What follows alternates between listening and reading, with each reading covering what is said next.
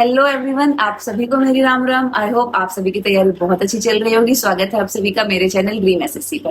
तो दोस्तों, जैसे कि आप सभी को पता है कि एसएससी ने अपना कैलेंडर आउट कर दिया है। 24 जून से आप सीजीएल के लिए अप्लाई कर सकते हैं और उसके बाद आप 1 महीने तक फॉर्म अप्लाई करेंगे। देन सितंबर अक्टूबर में आपका एग्जाम हो सकता है। तो अब जैसे ही मैंने रिसेंटली मैथ स्ट्रेटेजी वीडियो डाली थी तो बहुत ही अच्छा रिस्पांस आया आप लोगों का। और जो बहुत ज्यादा क्वेश्चंस पूछे गए वो ये कि मैम इंग्लिश कैसे करें, वो कैब कैसे करें। पता है, इंग्लिश में सबसे ज्यादा दिक्कत बच्चों को ये आती है कि वो अपने पूरे एफर्ट्स लगा चुके होते हैं। वो लोग वो कैब भी लर्न कर चुके होते हैं, वो लोग ग्रामर भी कर चुके होते हैं, फिर भी उनका स्कोर नहीं बढ़ता पेपर में। मतलब उनके नेगेटिव क्वेश्चन ज्यादा हो जाते हैं, मतलब क्वेश्चन गलत ज्यादा हो जाते हैं। तो जिस कारण उनका स्कोर बढ़ नहीं पाता। तो इससे जो आज की वीडियो में प्रॉपरली यही बताऊंगी आप लोगों को कि कैसे आप तैयारी करें और वो फ्रूटफुल भी कैसे रहेगी, कैसे आप लोगों का स्कोर बढ़ेगा। जैसे कि मेरी खुद प्री में 50 आउट ऑफ 50 कर, बहुत कम टाइम में मैंने प्रिपरेशन की थी और सिर्फ एक बुक पढ़कर। तो इसी तरीके से मैं आपको बताऊंगी कि बहुत लिमिटेड आपको पढ़ना है, तरीके से पढ़ना है, कैसे चीजों को करना है। और आजकल जो ट्रेंड चल रहा है वो चल रहा है पूरा पूरा रीडिंग। मतलब आपकी रीडिंग अच्छी होनी चाहिए, तभी आपके क्वेश्चंस बिल्कुल सही होंगे। अदरवाइज आप क्वेश्चंस को गलत करके आओगे, चाहे आपने कितनी भी अच्छी तैयारी करी है। तो एक एक करके हम बात करेंगे, रिवीजन वे, बुक्स वगैरह सब कुछ मैं डिस्कस करूंगी। तो देखिए, सबसे पहले तो आपको ये पता होना चाहिए कि कैसे कितने क्वेश्चंस पूछे जाते हैं। तो दोस्तों, प्री में आपके 25 क्वेश्चन पूछे जाएंगे। 2 नंबर का एक क्वेश्चन रहेगा, नेगेटिव मार्किंग आधा मार्क्स। अब उसके बाद मेंस में आपके 45 क्वेश्चन पूछे जाते हैं, जिसमें कि 3 नंबर का एक क्वेश्चन है और नेगेटिव मार्किंग है 1 नंबर। गुड अटेम्प्ट की मैं बात करूं तो प्री में अगर आप 23 से 25 के बीच में कर रहे हो तो बहुत अच्छा अटेम्प्ट है। मेंस में आपको 40 प्लस करने होंगे, तभी आप एक अच्छी जॉब सिक्योर कर सकते हैं। अब देखिए, टारगेटेड सिलेबस आपका क्या रहना चाहिए। टारगेटेड सिलेबस आपका रहना चाहिए लास्ट 5 ईयर्स क्वेश्चन, मतलब कि पिछले 5 सालों में प्रीवियस ईयर में जितनी वोकैब पूछी है, जितने क्वेश्चन पूछे हैं, वो आपको प्रैक्टिस करने हैं। साथ में आपकी रीडिंग बहुत अच्छी होनी चाहिए, आपका वोकैबुलरी पार्ट भी बढ़िया होना चाहिए। अब देखते हैं कि किस तरीके से क्या करना है।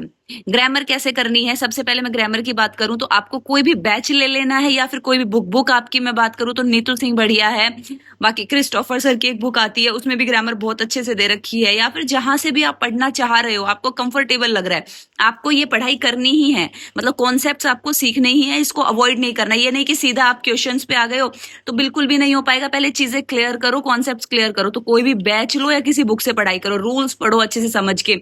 और कोई भी रूल पढ़ रहे हो तो साथ में उसका एग्जाम्पल दिया होता है, उसे भी बहुत अच्छे से समझो, तभी समझ में आएगा कि रूल अप्लाई कैसे होता है। उसके बाद जैसे कि आपने एक टॉपिक पढ़ लिया, उसके बाद प्रैक्टिस करो प्रीवियस ईयर क्वेश्चन से। कोई भी बुक ले लो, पिनेकल या किरण। मैंने अपने हमारे टाइम में किरण बहुत पॉपुलर थी तो किरण से ही पढ़ाई करी थी। तो कोई एक प्रीवियस ईयर क्वेश्चन बुक उठाओ आप। अब जैसे कि ग्रामर रूल्स अच्छे से पढ़ लो थोड़ा टाइम लेके। उसके बाद जो आपने बुक फाइनल की है, उस बुक को आप बार बार करते रहो। लगभग इस तरीके से आपको पढ़ाई करनी है कि वो बुक कम से कम आपकी 5 बार हो जाए। और यकीन मानिए, बहुत ज्यादा मुश्किल काम नहीं है, मैं बताऊंगी आपको कैसे करना है। टारगेट सिर्फ एक बुक रखनी है आपको, इंग्लिश में 10 बुक नहीं पढ़नी है, जिसमें पिछले 5-7 सालों के प्रीवियस ईयर क्वेश्चन दे रखे हैं। और उसके बाद फिर आपको करना है, मतलब ये आपका ग्रामर पार्ट कंप्लीट हो जाएगा। उसके बाद आपकी जो वोकैबुलरी है, वो सब चीजों पे कैसे फोकस करना है और साइमल्टेनियस कैसे पढ़ना है, मतलब ग्रामर के साथ वोकैब कैसे करनी है। अब देखो कैसे वो बुक कंप्लीट करनी है। तो जैसे आप जो बुक लोगे प्रीवियस ईयर, पिनेकल या किरण, उनमें आपका सारा ही दे रखा होता है, ग्रामर, वोकैबुलरी, सब कुछ। तो जैसे आपको 2-4 टॉपिक आपको फिक्स करने कि जैसे आपने एरर वाले क्वेश्चन करने और सेंटेंस इंप्रूवमेंट वाले, डेली 30-30 क्वेश्चन आपको लगाने। उधर से आपको आपने 15 सिनोनिम्स लगाने हैं, 15 एंटोनिम्स लगाने। फिर धीरे धीरे आपकी कैपेसिटी बढ़ती जाएगी, आपको चीजें समझ आती जाएगी। फिर बढ़ा दो, फिर 50-50 क्वेश्चन कर दो।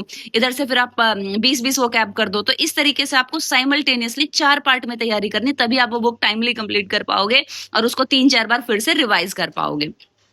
उसके बाद रीडिंग पार्ट, आपको हमेशा कुछ ना कुछ रीडिंग जरूर करनी है, चाहे आपके समझ आ रहा है नहीं आ रहा है। एक बार थोड़ी सी ग्रामर कंप्लीट कर लो और मतलब 500 के आसपास वो कैब बनाने के बाद अपनी रीडिंग पर शिफ्ट कर जाओ। और वो डेफिनेटली जो नॉवल आपको इंटरेस्टिंग लगता है या फिर न्यूज़पेपर पढ़ने में मजे आते हैं, या फिर एक सोर्स बताती हूँ मैं आपको जहां से आपको रीडिंग अच्छी करनी है। टेलीग्राम पर एक इंग्लिश माध्यम करके चैनल है, जहां पर आपको डेली एडिटोरियल्स प्रोवाइडेड होते हैं, साथ में पूरी वोकैबुलरी दी होती है। अब जैसे आप उसको पढ़ोगे, उसके बाद उसको आपको इजी वर्ड्स में समरी दी होती है, फिर आप उसको पढ़ो दोबारा से। अब आपको फिर ये पता चल जाएगा कि आपने जो चीज समझी है वो सही समझी है नहीं, मतलब आपकी रीडिंग कितनी सही है। इससे बहुत अच्छा रहेगा।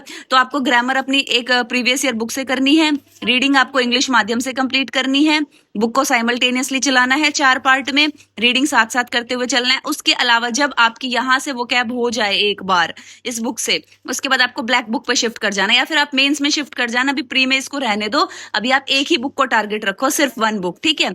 लेकिन आपको ब्लैक बुक भी बनानी है। ब्लैक बुक के लिए आपकी वोकैब के लिए बहुत ज्यादा जरूरी है।